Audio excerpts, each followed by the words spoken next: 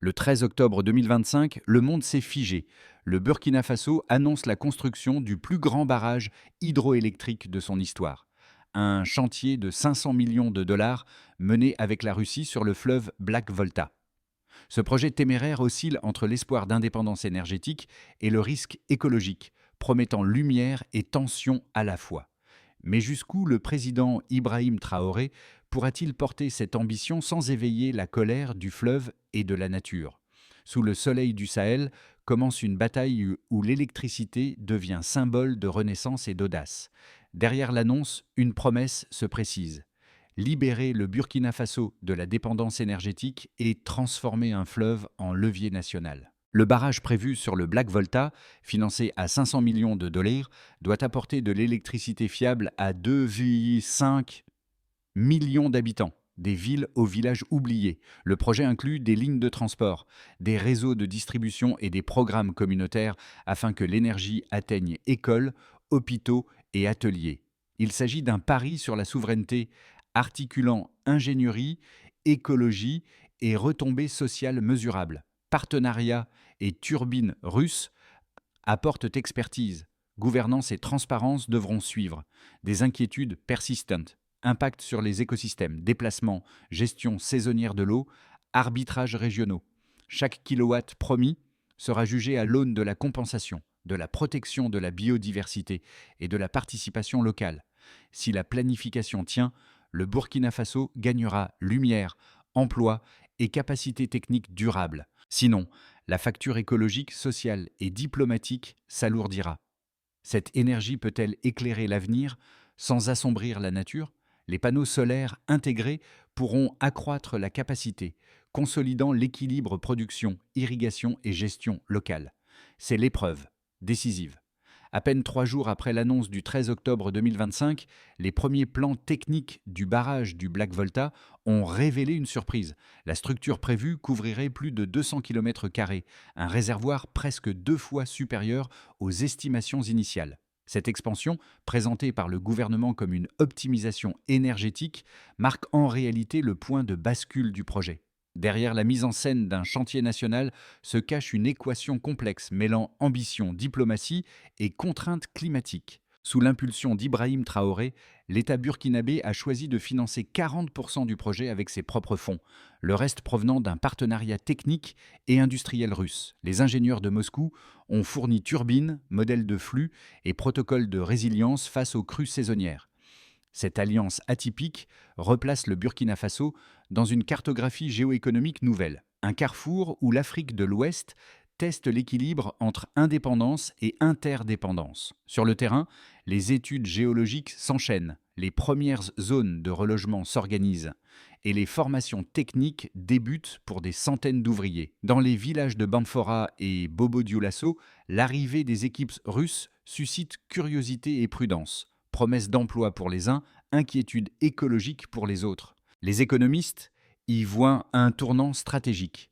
Si la capacité annoncée de 400 MW est atteinte, le pays réduira de moitié ses importations d'électricité régionale.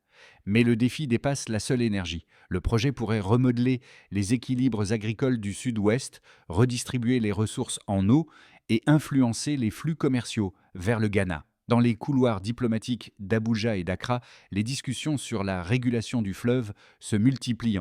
Ainsi, ce qui n'était qu'un chantier devient un test de gouvernance régionale. Et derrière chaque turbine planifiée se joue une question silencieuse.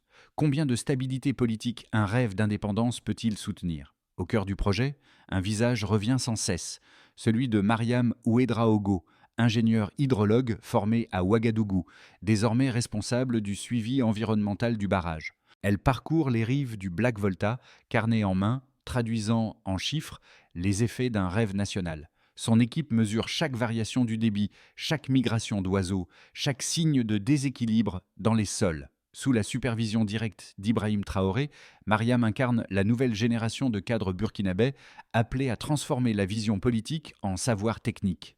Elle décrit le barrage non comme un symbole, mais comme une école à ciel ouvert. Nous apprenons à construire, mais aussi à réparer nos méthodes. Dans le village voisin de Banfora, un autre acteur, Adama Kaboré, chef communautaire, supervise la relocalisation de 100 familles. Les compensations arrivant en matériel, terres agricoles, formation et accès garanti à l'électricité. Il voit dans cette transition une promesse à tenir, pas une faveur à recevoir. Les premiers impacts sont déjà visibles. Les chantiers ont créé des emplois stables, les routes d'accès ont doublé la circulation commerciale et les écoles bénéficient de générateurs provisoires. Cependant, la proximité du fleuve impose vigilance. La moindre erreur d'évacuation pourrait submerger des hectares de culture. Mariam le sait, chaque mesure compte, car la confiance publique se construit goutte après goutte. Dans cette phase initiale, le barrage devient miroir. Il reflète la capacité d'un peuple à unir technique, discipline et patience. Et surtout, à prouver qu'une promesse d'énergie peut devenir une leçon de maîtrise. Au lever du jour, le 20 novembre 2025, la première grue se dresse sur la rive du Black Volta. Le terrain, délimité depuis 3 semaines, devient le théâtre d'un ballet mécanique. Foreuses, camions de ciment, barges fluviales. Les ingénieurs russes et burkinabés opèrent côte à côte, unis par un calendrier d'une rigueur militaire. Le sol vibre, les turbines sont testées dans un hangar de fortune. Dans les villages, le son des marteaux résonne comme un écho d'avenir. Sous la supervision d'Ibrahim Traoré, le plan initial se décline en phases successives. Fondation, digue, conduite, câblage, distribution. À chaque étape, un comité mixte valide les rapports, preuve de transparence exigée par la présidence. Le premier jalon, l'élévation du mur principal, doit être atteint en 120 jours, une prouesse pour une nation encore en apprentissage industriel. En février 2026, la saison sèche atteint son apogée. Les températures dépassent 40 degrés. Les équipes travaillent de nuit pour préserver le béton. Les premiers doutes surgissent. Retard d'approvisionnement, fissures superficielles, tensions logistiques. Les médias locaux spéculent sur une suspension du chantier. Le gouvernement réagit vite. Communication quotidienne, visites filmées, publication des données environnementales. Ibrahim Traoré s'affiche sur le site, casque blanc sur la tête, promettant 0 jour perdu. Sa présence calme les esprits, galvanise les ouvriers, rétablit la confiance. Le lendemain, les travaux reprennent à plein régime. Plus de 3000 tonnes de matériaux coulés en 48 heures, record national. Mais chaque progrès révèle une onde, celle de la transformation sociale. Autour du chantier, des marchés secrets, des restaurants improvisés servent ouvriers et familles. Les artisans de Bobo Dioulasso livrent outils, câbles, menuiseries. Les jeunes formés aux techniques de levage acquièrent une qualification rare, la fierté d'un métier. Les villages, autrefois plongés dans l'obscurité, s'éclairent de générateurs temporaires. Le soir, la lumière des lampes se reflète sur l'eau. On dit que le fleuve respire. Cette effervescence n'est pas sans coût. Les premières tensions apparaissent entre communautés relogées. Partage de terres, promesses d'indemnisation, attentes non tenues. Le ministère de l'Énergie dépêche des médiateurs. Les ONG locales s'impliquent. Suivi écologique, formation à la gestion des déchets. Les ingénieurs notent déjà un impact positif. La turbidité de l'eau reste sous le seuil prévu, signe que les protocoles environnementaux fonctionnent. En mars, le projet franchit 35% d'avancement. Les images du barrage circulent sur les réseaux internationaux, symbole d'un tournant africain. À Paris comme à Accra, les experts saluent la méthode burkinabé, mélange d'audace et de pragmatisme. Pour Ibrahim Traoré, ce chantier dépasse le béton. Il incarne une démonstration de souveraineté.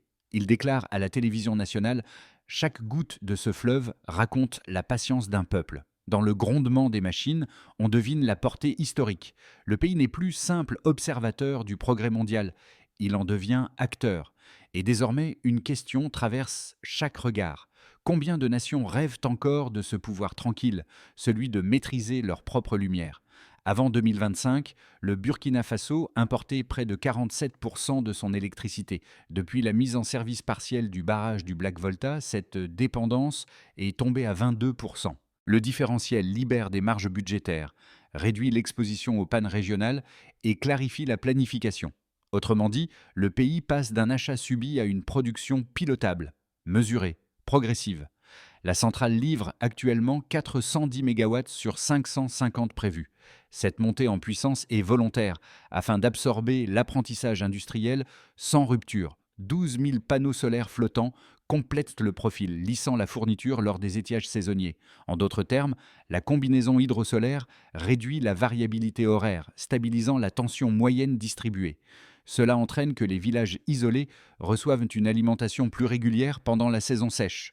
Ainsi, la maintenance peut être planifiée, diminuant pannes tournantes et pertes techniques cumulées. Depuis le démarrage du chantier, 15 200 emplois ont été créés. 68% sont occupés par des travailleurs locaux, certifiés sur site. 3 000 jeunes ont obtenu des diplômes techniques en maintenance hydraulique et électricité industrielle. En d'autres termes, la filière forme une base qualifiée, internalisant des savoirs auparavant importés et fragiles.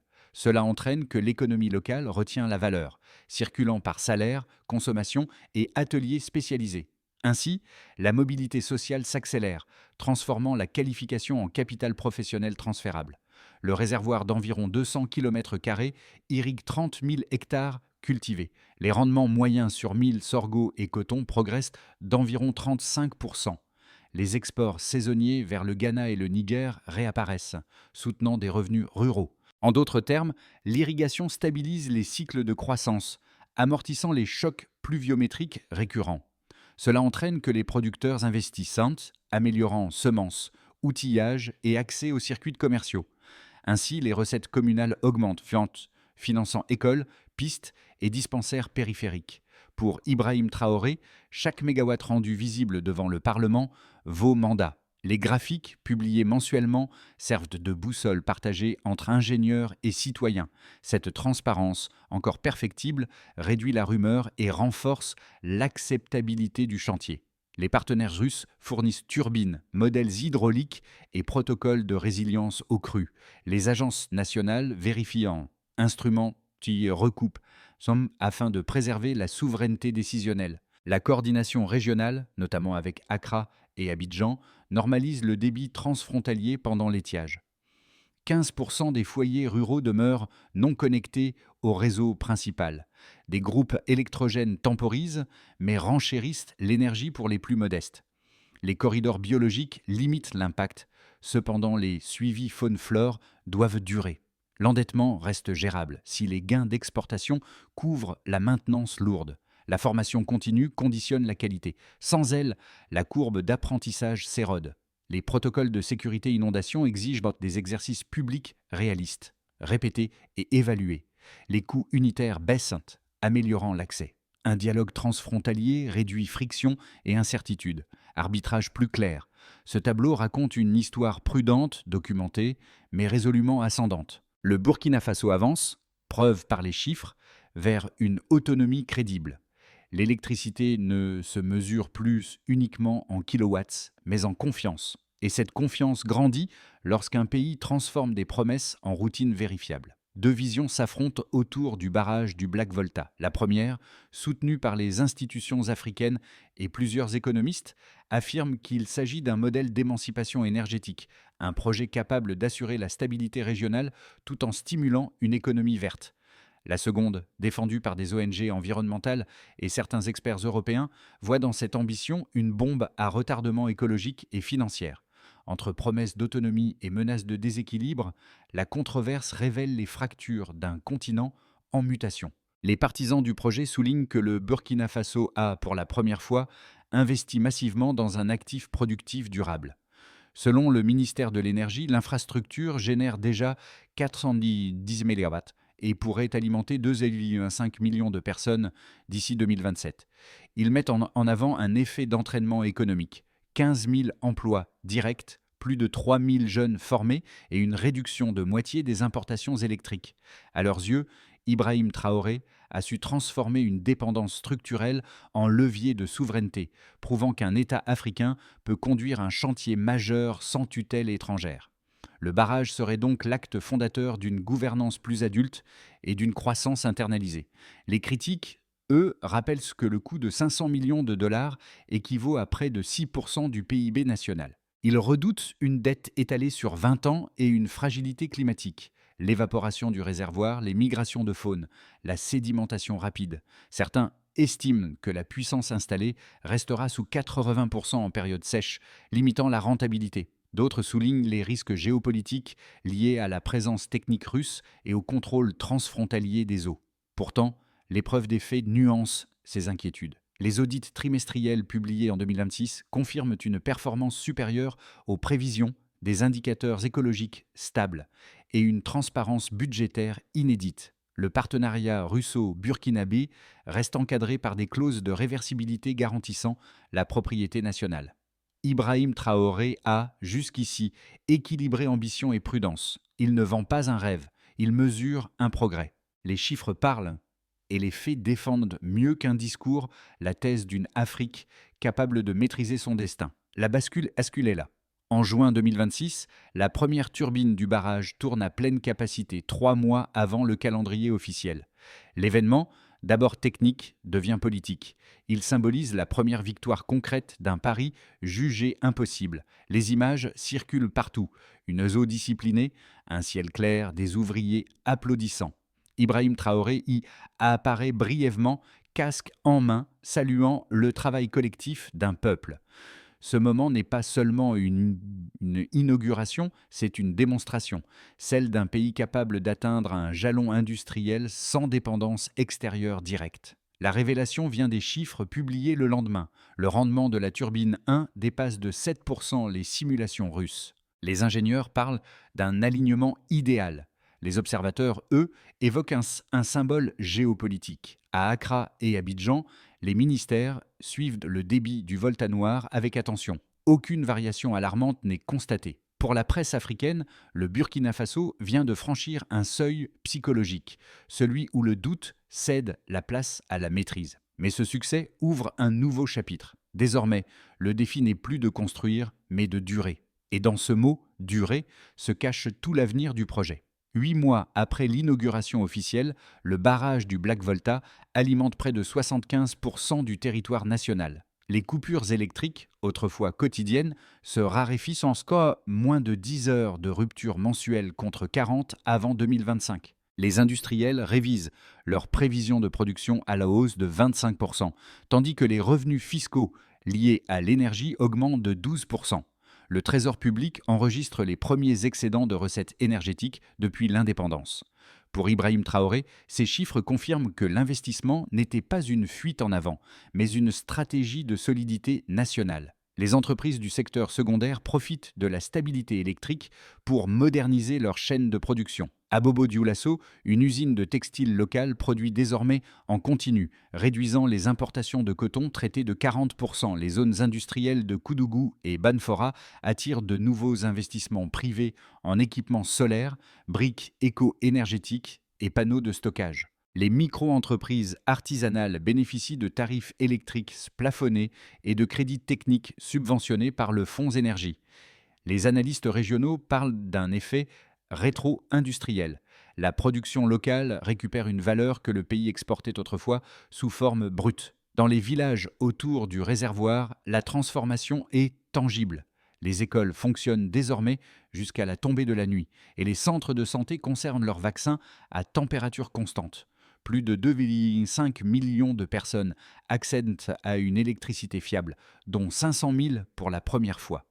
Les jeunes techniciens formés pendant le chantier deviennent formateurs à leur tour, créant une chaîne d'apprentissage autonome. Les femmes participent aux coopératives de maintenance et gèrent des micro-réseaux ruraux alimentés par l'énergie du barrage, une évolution rare dans la région du Sahel. Pour les habitants, le projet n'est plus une promesse lointaine, c'est un changement de rythme quotidien, visible, approprié. L'excédent électrique généré en 2026 permet au Burkina Faso de revendre jusqu'à 60 MW par mois au Ghana. Ce flux inverse la dynamique historique. Le fournisseur devient client et l'équilibre politique s'en trouve modifié. Les rapports d'experts de l'Union africaine soulignent que le projet reconfigure le réseau énergétique ouest-africain, ouvrant la voie à une intégration plus solidaire. Moscou, partenaire technique, y voit un exemple exportable de coopération gagnant-gagnant. Washington et Berlin évoquent désormais le modèle Volta comme scénario de transition pour les pays semi-arides. Ibrahim Traoré utilise ces résultats pour plaider en faveur d'une autonomie partagée africaine. Produire localement, négocier régionalement, influencée globalement. Les conséquences du barrage dépassent le chiffre des mégawatts. Elles se lisent dans les factures, les classes, les frontières. Le Burkina Faso a changé de catégorie symbolique. D'importateur dépendant, il devient acteur constructeur d'équilibre. Reste un défi unique, maintenir l'élan sans épuiser le fleuve ni la foi des citoyens. La durabilité sera le vrai test du pouvoir de lumière. L'exploitation entre dans une routine stable, sans geste spectaculaire ni recul majeur. Les turbines atteignent environ 90% de la capacité prévue, voie maintenance trimestrielle rigoureuse. Les revenus d'exportation couvrent l'exploitation et amorcent le remboursement d'une part de la dette. Les équipes locales gagnent en autonomie. Le transfert d'expertise russe suit un calendrier transparent. Les communes riveraines déploient micro-réseaux, forages motorisés et pompes pour l'irrigation maraîchère. L'économie se règle sur un tempo plus prévisible. Stocks, commandes, investissements s'alignent.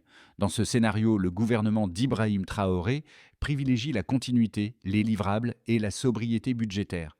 Le rendement dépasse de 10% les projections grâce à l'intégration solaire optimisée. Le Sud devient un couloir agro-industriel. Des contrats transfrontaliers stabilisent les échanges. Les universités ouvrent des cursus spécialisés et des incubateurs financent des solutions de stockage. Les coopératives féminines gèrent la distribution locale. La facture moyenne baisse légèrement. Le pays devient exportateur net vers le Ghana et le Togo. L'influence symbolique grandit. Les investisseurs privés arrivent avec des capitaux patients orientés vers la durabilité. Ibrahim Traoré capitalise diplomatiquement, plaidant pour une autonomie partagée à l'échelle régionale. Un déficit hydrique lié à une saison sèche exceptionnelle réduit la hauteur d'eau utile.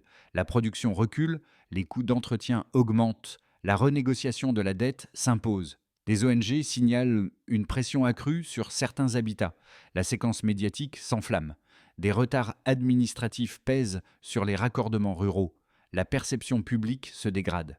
Les partenaires exigent d'entendre davantage d'audits. La coordination transfrontalière devient plus laborieuse. Le risque principal n'est pas technique, mais social, l'usure de la confiance. Dans ce cas, Ibrahim Traoré recentre la communication sur la transparence des courbes et bilans. Quel que soit le chemin, 3 leviers décideront des 12 prochains mois: la discipline de maintenance, la qualité des données et la diplomatie de l'eau. Si la maintenance respecte le planning, l'usure restera contenue et prévisible. Si les données sont ouvertes, la critique deviendra amélioration, non polémique stérile. Si la diplomatie fluidifie les débits, l'équilibre régional supportera les aléas saisonniers. Alors, le barrage dépassera l'infrastructure. Il deviendra méthode, langage et confiance partagée.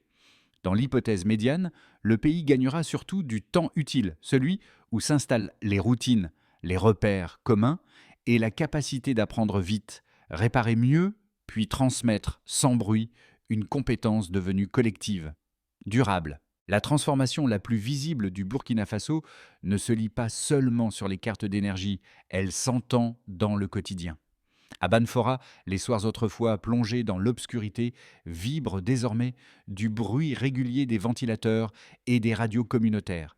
Les enfants révisent leurs leçons à la lumière des lampes solaires. Les marchés prolongent leurs horaires. Chaque ampoule allumée raconte la conquête silencieuse d'un droit essentiel, celui de la continuité. Dans les villages autour du Black Volta, la fierté précède les statistiques. Des jeunes techniciens formés sur le chantier expliquent comment mesurer la tension, réparer une pompe, remplacer un fusible. Ils deviennent les médiateurs d'une modernité pragmatique, capables de traduire les manuels techniques en langue locale. Pour eux, la révolution de l'électricité n'est pas un slogan, c'est une compétence transmissible. Les femmes, longtemps exclues de la gestion énergétique, dirigent désormais des micro-réseaux communautaires. Elles collectent les paiements, surveillent la consommation, planifient la maintenance. Leur autonomie économique s'affirme. Les ateliers de couture, les moulins à grains et les petits commerces s'étendent. Cette énergie nouvelle libère un temps rare, celui qui transforme la survie en organisation. Ibrahim Traoré multiplie les visites de terrain, sans protocole excessif. Il écoute, questionne, note. Son équipe diffuse les chiffres, mais aussi des témoignages. Avant, on attendait le soleil. Maintenant, la nuit travaille avec nous. Les médias locaux relaient ces voix simples, tissant un lien affectif entre politique publique et vie quotidienne. Le barrage, vu de près, n'est pas un monument, c'est une multitude de gestes synchronisés. Et dans cette cohérence fragile, la lumière devient un langage partagé. La transition énergétique entre dans sa phase d'exécution durable. Après la construction et la stabilisation initiale, vient la gestion méthodique et mesurable. Le gouvernement d'Ibrahim Traoré fixe 5 axes clairs pour transformer un chantier en politique publique reproductible. Un comité interministériel publie trimestriellement l'état des ouvrages et les incidents. Les universités co-développent les protocoles d'inspection. Cela se mesure par taux d'indisponibilité et délai moyen de réparation. 5 centres régionaux certifient 2000 techniciens par an en hydraulique, électricité et environnement. Les anciens stagiaires deviennent formateurs. Cela se mesure par ratio d'équipes locales sur opérations critiques. Les communes riveraines reçoivent 3% des recettes énergétiques pour routes, forages, écoles. Les projets sont priorisés en conseil communal élargi. Cela se mesure par part des villages connectés et continuité de service. Des protocoles souples d'échange voient le Ghana et le Togo fluidifient les débits et répartissent les pointes. Une cellule hydrologique conjointe suit les crues. Cela se mesure par volume net échangé et incidents transfrontaliers évités. Des pilotes de pompage solaire, stockage longue durée et irrigation intelligente complètent la feuille de route. Les données sont ouvertes au public. Cela se mesure par coût unitaire moyen, va émissions évitées. 12 mois de consolidation, découpés en 4 trimestres d'objectifs vérifiables. Maintenance préventive, montée en compétences, raccordement, accords régionaux. Le succès se lie dans des routines stables, pas dans des slogans. La lumière doit durer et rassurer. Transparence va reddition de comptes seront non négociables. Tableau de bord public, audit indépendant et consultation citoyenne semestrielle autour du réservoir. Chaque dépense stratégique sera tracée, chaque écart expliqué, chaque correction documentée. Les partenaires respecteront la propriété nationale et les clauses de réversibilité. La méthode primera sur l'éloquence. Le pays apprendra vite, réparera mieux et transmettra durablement, sans relâche. Au crépuscule, le fleuve Black Volta s'étend comme une cicatrice apaisée. L'eau qui reflète le ciel du Sahel n'est plus seulement un miroir. Elle raconte une réconciliation entre nature et volonté humaine. Dans le grondement lointain des turbines, le pays respire à nouveau, conscient d'avoir franchi une étape que nul ne croyait possible. Les habitants, de Banfora à Ouagadougou, désignent le barrage d'un geste simple, sans emphase. Il n'est pas monument ni prouesse, mais signe, celui d'un peuple qui s'est donné le droit de bâtir. Ibrahim Traoré s'y rend discrètement, parfois seul, observant les digues, écoutant les ingénieurs, saluant les ouvriers. Sous son casque, on lit moins la fierté que la vigilance, la conscience qu'un symbole n'a de valeur que s'il continue d'éclairer. Autour du réservoir, les lumières s'allument, les marchés rouvrent, la nuit se peuple de voix. Le fleuve, jadis frontière, devient passage, entre l'effort et la mémoire, entre promesse et héritage. L'histoire du barrage du Black Volta n'est pas celle d'un miracle, c'est celle d'une maîtrise patiente. Et dans ce silence d'eau et d'acier, le Burkina Faso apprend la persévérance. La lumière n'est plus un rêve, c'est une preuve. Le barrage du Black Volta n'est plus seulement un chantier, c'est un récit commun. Chaque turbine raconte la patience, chaque lumière allumée prolonge un espoir collectif. Dans les villages, les enfants grandissent avec l'idée que l'électricité est un droit, non un privilège. Cette conscience nouvelle forge un lien invisible entre la technique et la dignité. Pour Ibrahim Traoré, le défi dépasse les chiffres. Il s'agit désormais de maintenir le sens, transformer la prouesse en méthode, la méthode en culture, la culture en héritage. Le projet du barrage est devenu une métaphore de souveraineté partagée, où l'effort individuel éclaire le bien commun. Et peut-être est-ce là la plus grande victoire, faire de l'énergie un langage de solidarité. À ceux qui observent cette transformation, il reste une responsabilité. Continuer à regarder, à comprendre, à transmettre. Chaque regard posé sur le Burkina Faso est un fragment de mémoire. Le fleuve poursuivra sa course et la lumière son devoir. Alors, face à cette audace tranquille, une question demeure. Combien d'autres nations oseront allumer leur propre horizon ?